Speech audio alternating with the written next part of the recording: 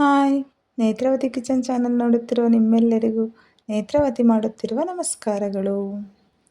ನಾನಿವತ್ತು ಸೂಪರ್ ಆಗಿರೋ ಮಶ್ರೂಮ್ ಬಿರಿಯಾನಿ ಮಾಡ್ತಾಯಿದ್ದೀನಿ. ತುಂಬ ಈಸಿಯಾಗಿ ತುಂಬ ಟೇಸ್ಟಿಯಾಗಿ ಹೇಗೆ ಮಾಡೋದು ಮಶ್ರೂಮ್ ಬಿರಿಯಾನಿನ ಅಂತ ನಾನಿವತ್ತು ತೋರಿಸ್ತಾ ಇದ್ದೀನಿ. ಬನ್ನಿ ಈ ಸೂಪರಾಗಿರೋ ರೆಸಿಪಿನ ಮಾಡೋದಕ್ಕೆ ನಾನೇನೇನೆಲ್ಲ ಇಂಗ್ರೀಡಿಯೆಂಟ್ಸ್ ತಗೊಂಡಿದ್ದೀನಿ ಅಂತ ನೋಡೋಣ. ನೋಡಿ, ನಾನಿಲ್ಲಿ 2 ಈರುಳ್ಳಿ ತೊಗೊಂಡಿದ್ದೀನಿ,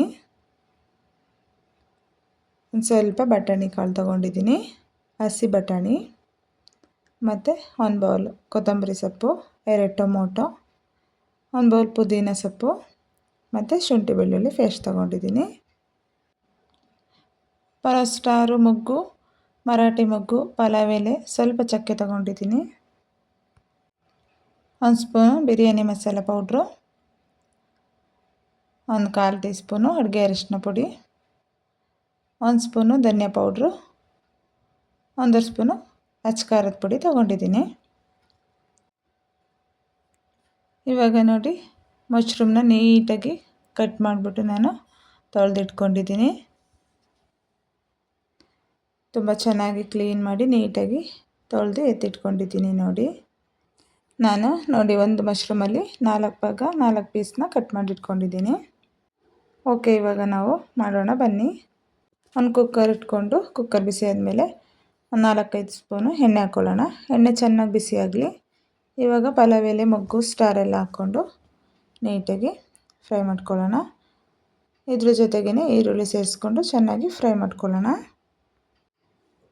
ನೋಡಿ, ಈರುಳ್ಳಿ ಕಲರ್ ಚೇಂಜ್ ಆಗೋವರೆಗೂ ಫ್ರೈ ಮಾಡಿಕೊಂಡು ಇವಾಗ ಶುಂಠಿ ಬೆಳ್ಳುಳ್ಳಿ ಪೇಸ್ಟ್ ಹಾಕ್ಕೊಂಡು ಅದನ್ನು ಕೂಡ ಇದ್ರ ಜೊತೆನೇ ಫ್ರೈ ಮಾಡ್ಕೊಳ್ಳೋಣ.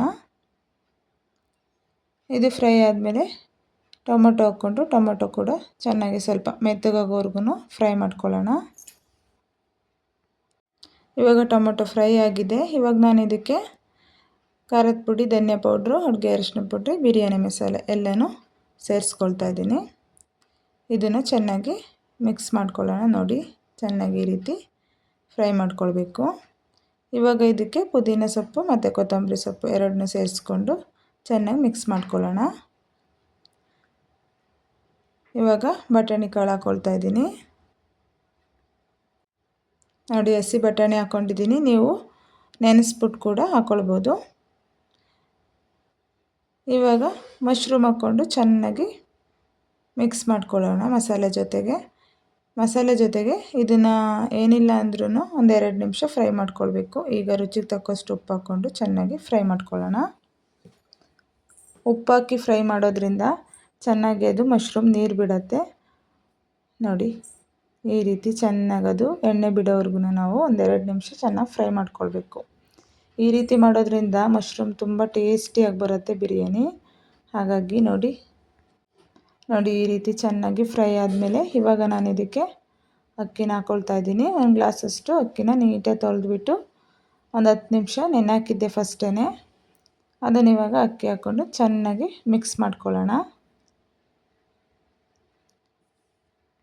ಇವಾಗ ನಾವು ಅಕ್ಕಿ ಎಷ್ಟು ಹಾಕಿದ್ದೀವಿ ಅದ್ರ ಡಬಲ್ ನೀರು ಹಾಕ್ಕೊಳ್ಬೇಕು.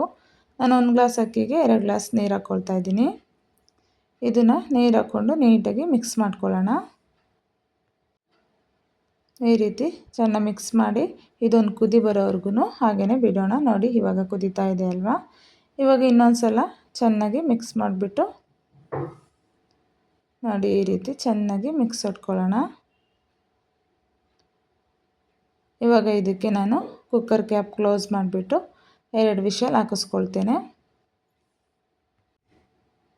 2 ವಿಷಲ್ ಹಾಕಿದ್ರೆ ಸಾಕು. ಸೂಪರಾಗಿ ನಮಗೆ ಮಶ್ರೂಮ್ ಬಿರಿಯಾನಿ ಅನ್ನೋದು ರೆಡಿ ಆಗುತ್ತೆ.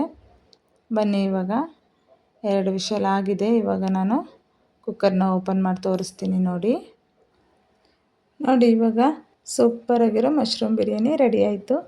ಇದನ್ನು ಹಾಗೆ ಒಂದು ಸಲ ಹಾಗೆಯೇ ಈ ರೀತಿ ಮಿಕ್ಸ್ ಮಾಡ್ಕೊಳ್ಬೇಕು. ಜಾಸ್ತಿ ಬಿಸಿ ಬಿಸಿ ಇದ್ದಾಗ ಮಿಕ್ಸ್ ಜಾಸ್ತಿ ಮಾಡಬಾರ್ದು, ಯಾಕಂದರೆ ಅನ್ನ ಮುದ್ದೆ ಥರ ಆಗಿಬಿಡತ್ತೆ.